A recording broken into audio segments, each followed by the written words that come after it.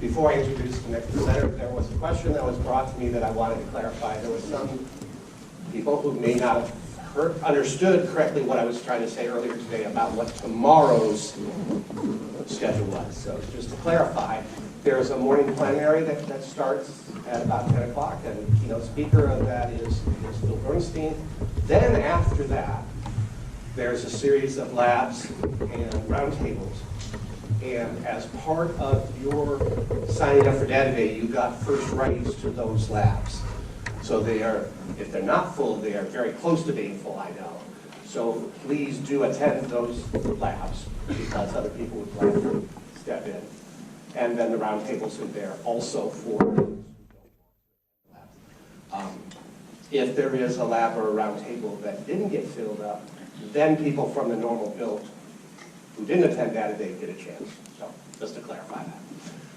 All right, our next presenter is Matt Jezyk from Tesla, and he'll be talking about automated design systems. We're very fortunate to have Matt speak to us, and from a great company like Tesla.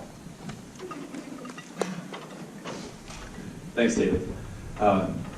So, yeah, we are pretty much right on time. There might be a few more people rolling in. So, my name is Matt Jezyk. I have been at two companies in my professional life now. One was at Autodesk for about 20 years, and then I just moved over to Tesla a few months ago. So, I'm going to talk about automated design systems, and a lot of what we have been talking about so far is about we have a lot of data. How do we use it? How do we structure it? How do we help present it? Brian did a great job of talking about how to structure this in a way that makes sense for customers and for your target audience. I'm going to talk a little bit about that, but I'm also going to talk about how we can use data as a design tool and how we can use it to better inform our design process. So, the automation part is about not machine learning or robots are going to take your jobs. There is machine learning and there are robots in my talk, but they are not going to take your jobs. They will help you do your job better if you know how to control them, and you know how to control them by giving them the right data. So that's kind of the main thrust of what we're talking about. And the larger sort of premise here is that you need to observe what you're looking at. You need to come up with a prediction of where you're trying to go with using the data, and then you need to evolve the design or your practice or the systems that you're building to achieve that goal. And that's what we've been doing at Autodesk before. I'll show you a couple examples there, and then what we're doing with my team at Tesla as well. And like I said, so I've been doing things like Revit and Dynamo and generative design type work, working with Anthony and Ian Keogh and a bunch of other people for a long time. So where to start? So I mentioned this idea of observe, predict, and evolve. And that's actually a pretty normal, typical design process that we've been doing for a long time ourselves. The benefit that we have now is a lot more computation and the ability to generate many, many, many options, as we've talked about from the last couple presenters. But as actually Phil Bernstein just walked in would say, you can create an endless array of useless options if you don't know what you're solving for. So the benefit of using data that's well structured and having a clearly defined goal, you can actually iterate through and find something that is the right answer. Ryan Cameron actually showed a few good examples of that, where going from literally billions of options down to one viable option at the end is usually the process that people are going through. So, talk a little bit about machine learning, talk a little bit about data, so that's why we're here, and then also the benefit of computational power that's at our fingertips and literally in our pockets on a daily basis. So just a couple kind of analogies here. So this is, when I was in school back in the early 90s, there was a very large military sort of modified Humvee that had a supercomputer in the back of it. And it was called Alvin.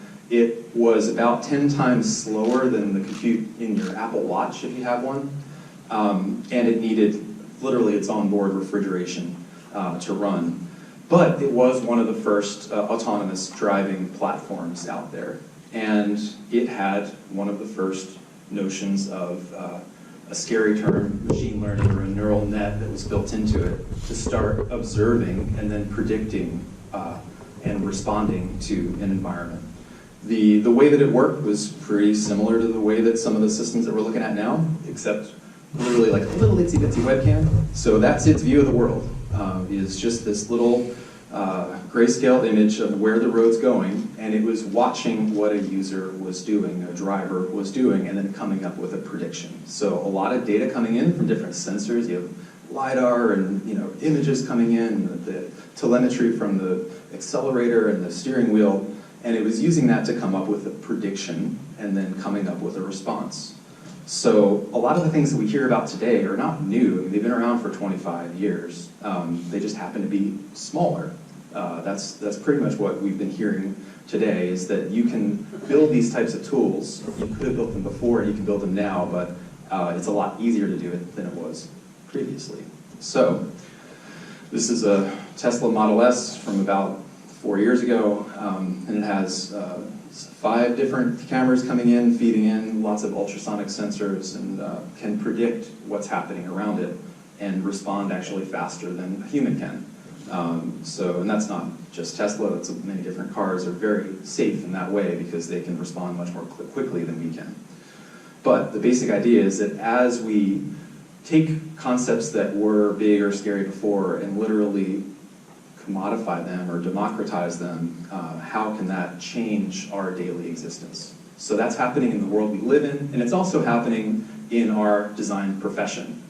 The way we design and build is actually remarkably different now than it was 10 years ago, and 10 years from now it will be remarkably more different. The types of things we need to respond to, so again, big data problems. Climate change, urbanization.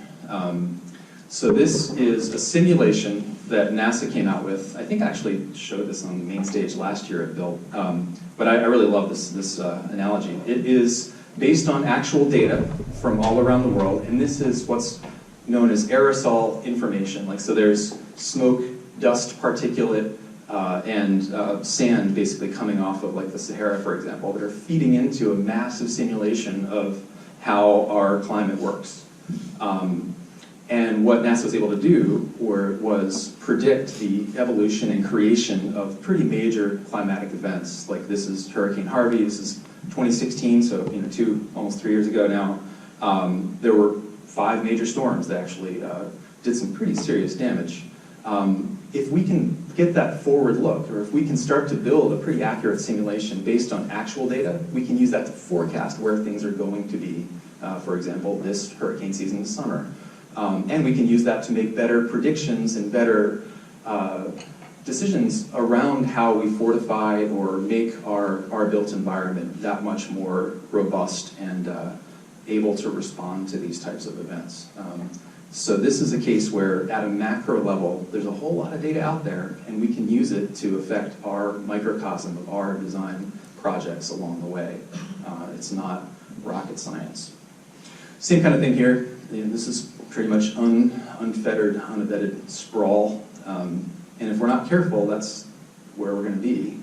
2050, a lot of different data that you've heard about before, 10 billion people in the world, 7 billion living in kind of urban situations, of a certain size, and then the rise of the middle class, right? So people in China and India that all want their cell phones, they want cars, they want refrigerators. So what does that mean for the energy use of our planet? What does it mean for the use of resources? All that kind of things.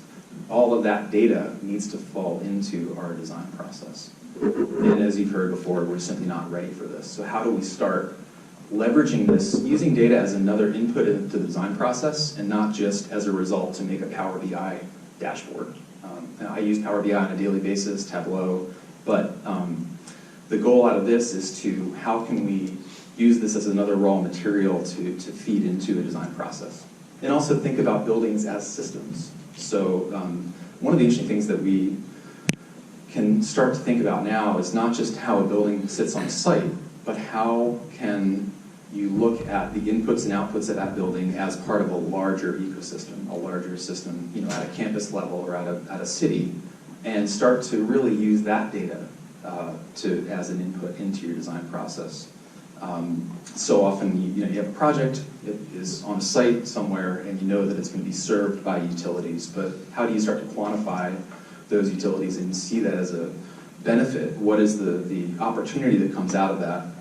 Looking at something like a sand key diagram of energy flows coming in and out of the building, that's all data. That's exposed, it's available, utilities have that information, your owner has that information. How can you use that to find something that's potentially unknown? Oh, there's a huge data or a huge heat source over here that I could start to use that waste heat to take advantage of that in our building, that kind of thing.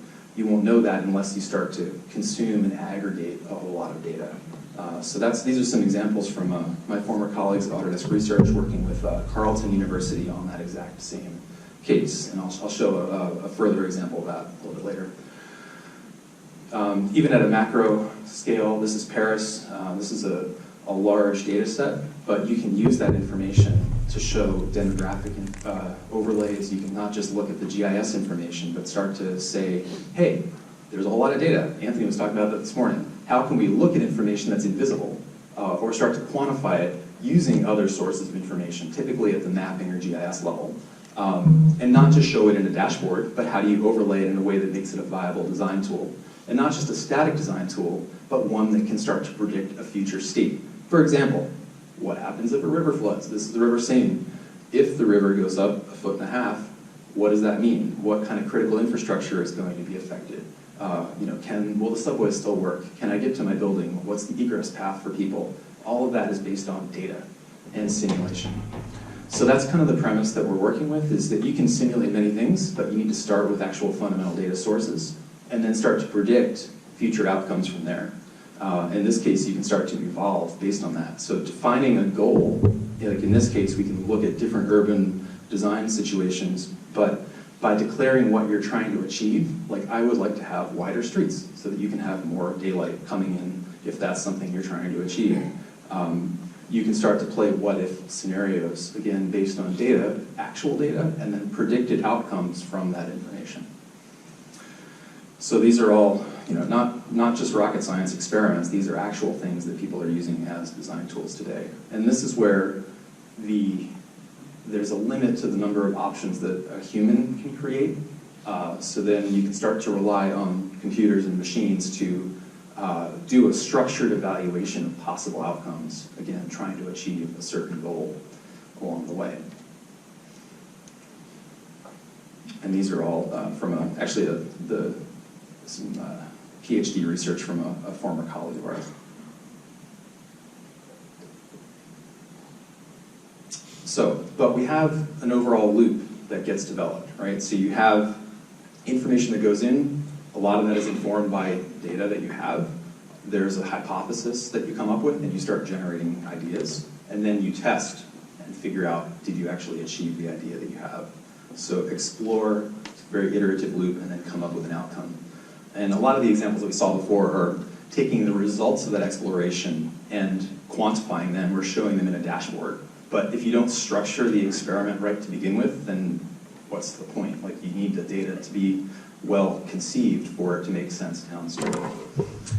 And that's kind of the overlay that we see, where you can fill in information that you have along the way at any point in that process. It might be that's an evolutionary process of its own. You define more data or you discover more data in that process. But treating it as another raw input into the design process is where we see the industry going. A lot of that can be pretty big data sets, and there are techniques you can use to use machine learning techniques or other data parsing techniques to understand the shape of that information and what it's trying to tell you. And it doesn't have to be scary. Machine learning is just a really fancy word for statistics and math.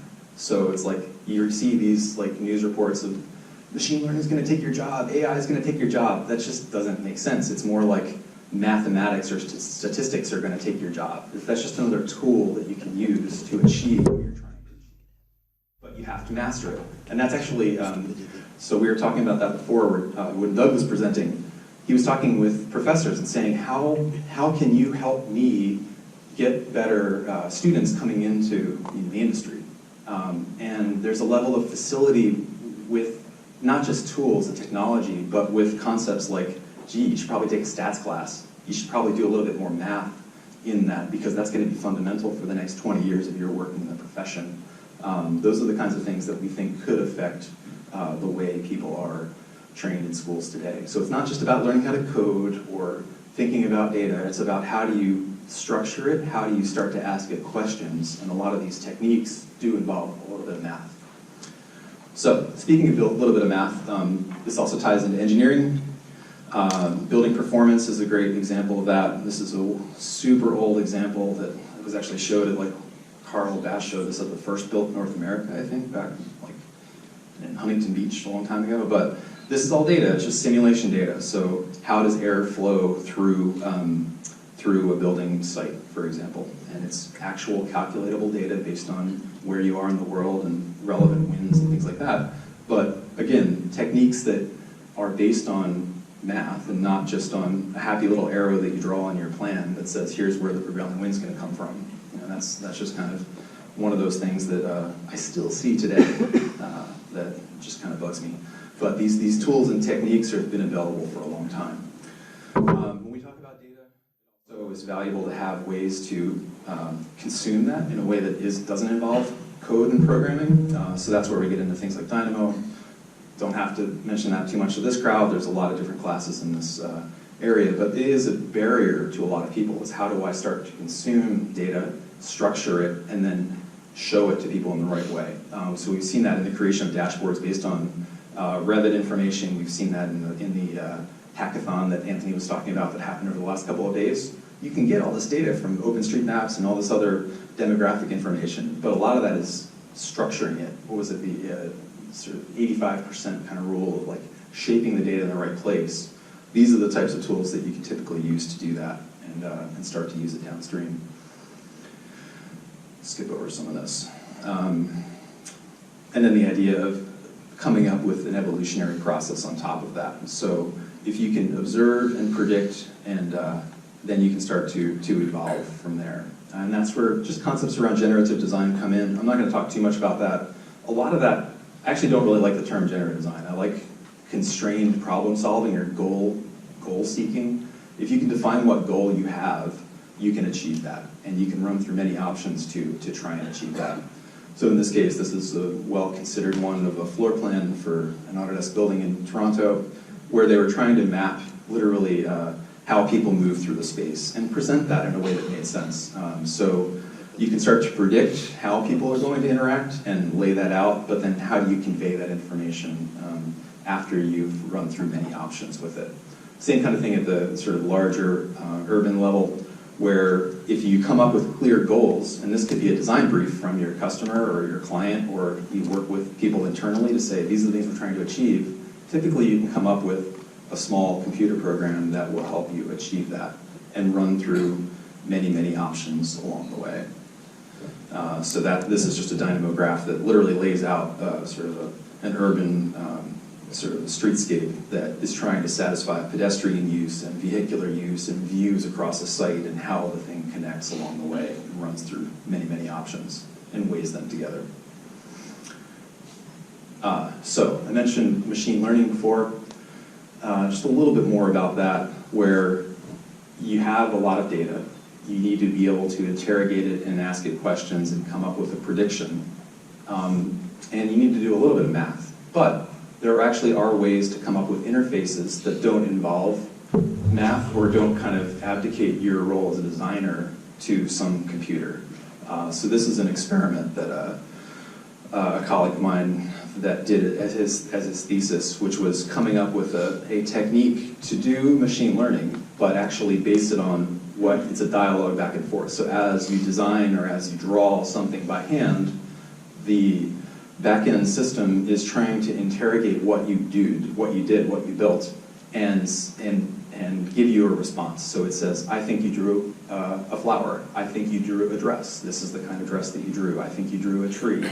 And there's a conversation and a dialogue back and forth that you can develop that actually is very applicable to architectural design problems of drawing a facade or drawing a floor plan or laying out a bathroom. You know, if you could just sketch a bathroom and all of a sudden you had an ADA compliant bathroom in Revit, that would be a pretty good time saver.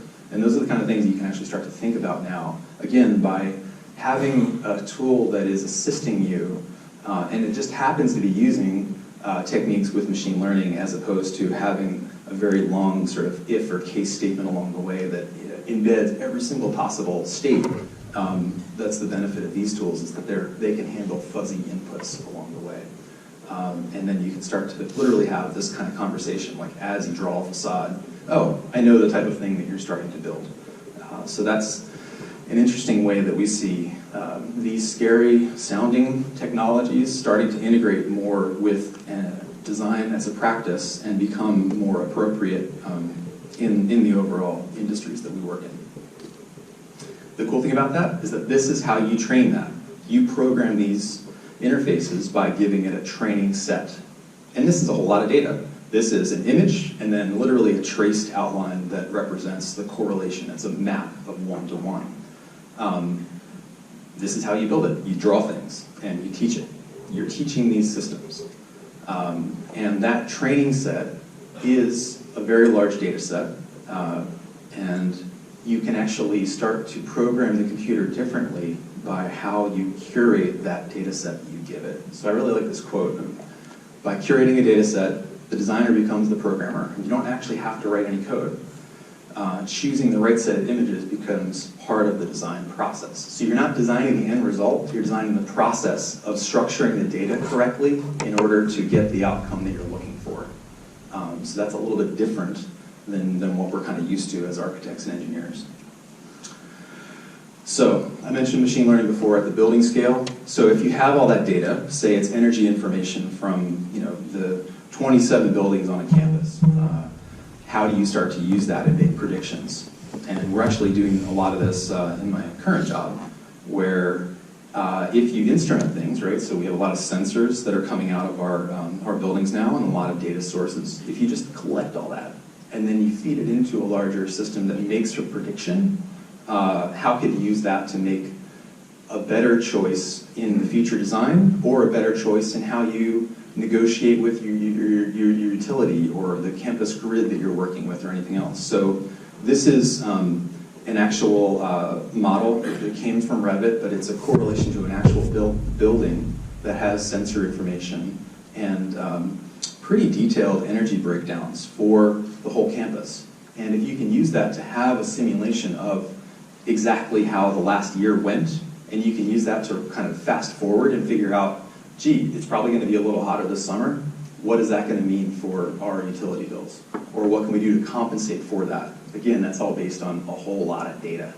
And that's typically not part of the actual design process or engineering process. Usually this is more from like a facilities and operations standpoint, but there's an opportunity to have that be an additional service or additional conversation you have with your clients. Is how can you start to use the information that you already have in a better way? And that's actually one of the things that I'm doing in my role at Tesla. Is it's very vertically integrated. So we are our own customer. So from a design and engineering and construction standpoint, we build our own buildings and operate them. So it's in our best interest to take all the information we have and use that to our best advantage. So we're doing very similar things to this. I can't show you our actual building right now in this one, but it's very similar to the things that you're seeing here. And then you can also use this. This is another Autodesk experiment on how to predict how many RFIs and how many change orders you can have, and how do you start to take the input data and correlate that to the progression of a construction project. That's a little more speculative in my opinion, but I think you can start to build that in to any process there. So there are ways that you can start to use data, again, as a design tool and as a way to impact the deliverables and the outcome that you are giving to your clients and your customers without just talking about how do I put it in Power BI. But a lot of that comes with how do you collect the right information to answer the right questions and give that information out later on. So getting back to making things, there's a lot of ways to actually use data tying directly from design to fabrication as well. So this is an experiment that a colleague of ours did using the sensors that come from an HTC Vive. So you have input devices that are not just your keyboard or mouse or things like that. How can you start to use that information here, which is a whole lot of data, as an input into a design process. So he's literally sculpting in 3D by defining a vector in space. And then can tie that into an overall computational design process and then ultimately a fabrication process from there. So these are ways to, as an analogy for tightening up the design to fabrication process, if you can have better large data sets coming out and come up with an informed decision and pass that on to a medium that actually is appropriate for building the thing for real, that actually can smooth out a lot of the process there. So in this case, he was actually using this to drive robots that were carving stone. So this is a large chunk of stone, big milling machine, carving out fairly large monolithic piece into a pretty sophisticated shape that just came out of literally a gesture coming from these other devices. So again, different types of data driving all the way through the process. And the result doesn't have to be just a dashboard. That can be the outcome of that affecting the actual design deliverable that you're creating. Same kind of thing, this is a Perkins and Will project from the Autodesk BILT space. Oh, I forgot this one had sound. It's not that bad. So coming up with a design, just a pavilion for green build, and then driving literally pretty scary machines to construct and fabricate this. So this is a great researcher, Hakeem, from Perkins and Will, literally building end effectors for robots that are picking up sticks of wood and putting them through and carving them and chopping them with chop saws. Again, based on data. So you're not just giving shop drawings to anybody, you're using these scary-looking robots to do the work.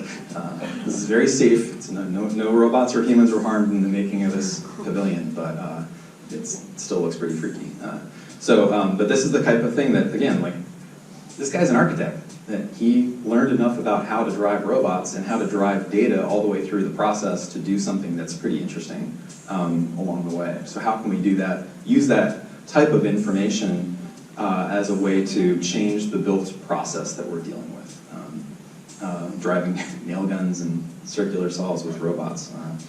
And then erecting things by hand. But again, so developing as a microcosm a small design project, but how can you use the data that you have to change your design process or be another input into that design? Same kind of thing here, just driving big robots, moving stuff around. One last one here is, this is another machine called a Howick, which is a steel stud maker, which you can think about like a one-dimensional CNC machine where you have literally a CSV file, so a whole lot of data, and all it's doing is giving instructions to a device that's going to take a roll of steel and turn it into studs. But those are precisely created. They could be used to make a shed kind of stick building like this, or they could be used to make whatever creation you want. It all depends on the data. We were actually working on making pavilions out of this and using computational design and machine learning to come up with the right shapes using the data, and then driving it all the way through the fabrication process. So there's a lot of negotiation of how to make these shapes along the way that were all finely tuned and optimized.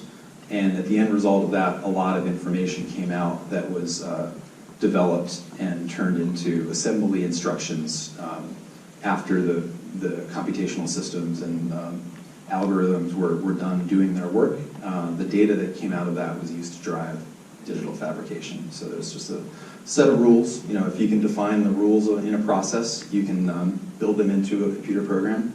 And a lot of this was just structural stability and different shapes that had to be made.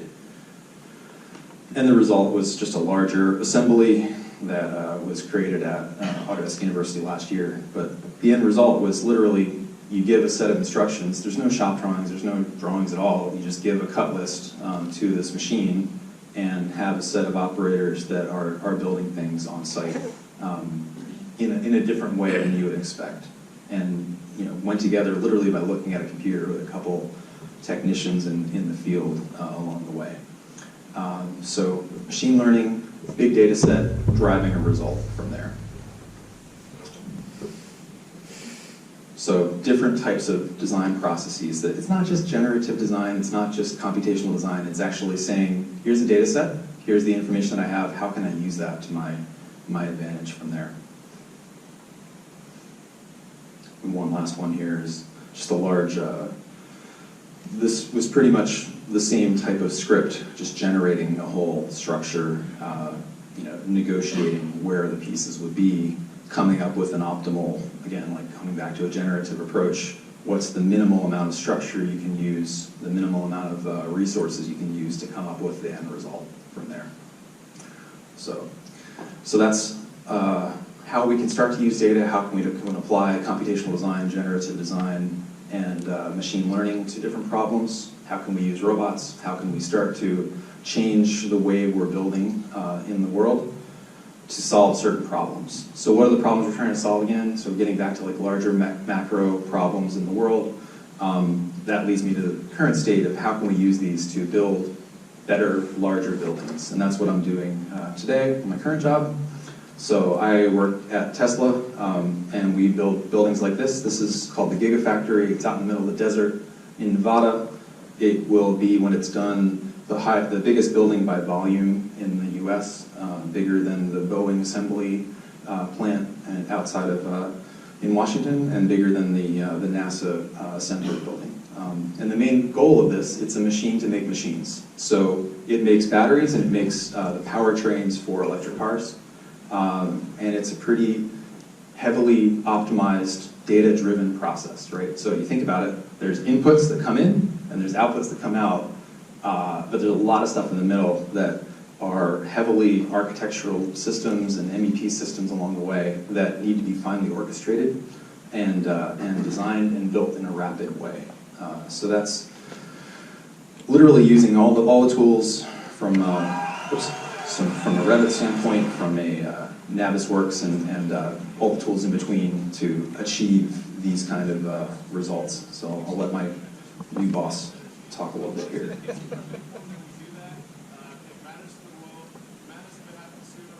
Yeah, just crank it up a little bit.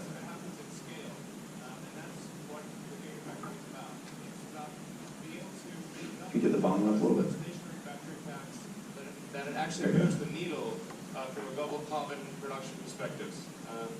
So, yeah, and then in terms of analyzing how the factory should work, I'm a big fan of using physics as an analytical framework for physics.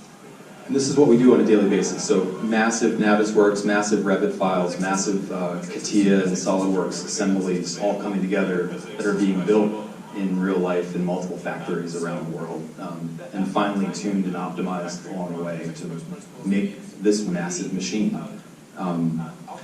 So the interesting thing here is that it's heavily analytic. There's a lot of data that goes into this, and a lot of decisions that are made are based on, pretty much first cost and operation cost along the way. So extracting data from Revit, a huge aspect of what we do.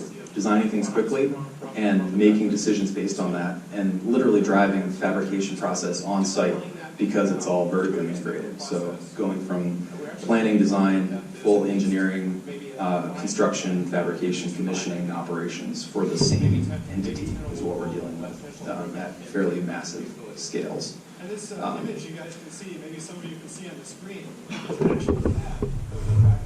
He didn't say BIM there, he should have said BIM. BIM model. Yeah, BIM model, lots of fluffy kittens, yeah. So, but you guys kind of get the idea. So it's all the things we're talking about today, just kind of wrapped up into one massive building project that's currently, each section of the building is probably, the footprint of this whole floor plate, like not just this room, but like the whole building. That's one section out of 16, and each one of those is 10 Revit files. So it's pretty big data sets. So anyway, just to keep things on track here, this is just one last video, but it kind of summarizes how we're using a lot of these tools, these technologies and techniques to solve bigger things than just an architectural project. We do that. It matters to the world. It matters if it happens sooner or later. It matters if it happens at scale. And that's what the Gigafactory is about. It's about being able to make enough electric cars, enough stationary battery packs, that it actually moves the needle from a global carbon production perspective. So, yeah, and then in terms of analyzing how the Oops, this is the, sorry, it's the same one. Yeah, this is the one last one, and then I'll end. So this is the construction process that we're going through in the middle of the desert. There's a similar one that's being built in China right now. The scary Chinese government right behind you saying get everything done fast. So, but you know, a lot of smart engineers and architects working together to make these massive assemblies, and lots of robots, but lots of people too, all working together to build some interesting things.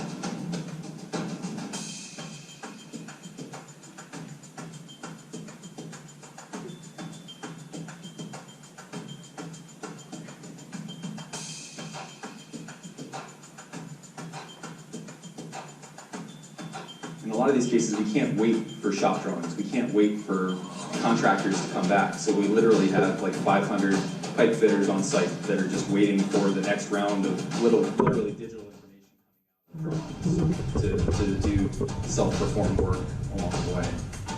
That's the only way you can get to the level of scale and volume that we're working with right now.